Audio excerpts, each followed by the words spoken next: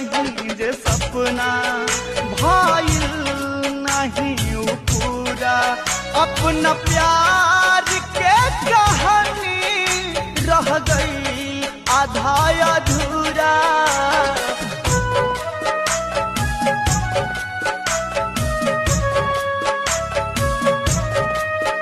सोचले रही जे सपना भाईल नहीं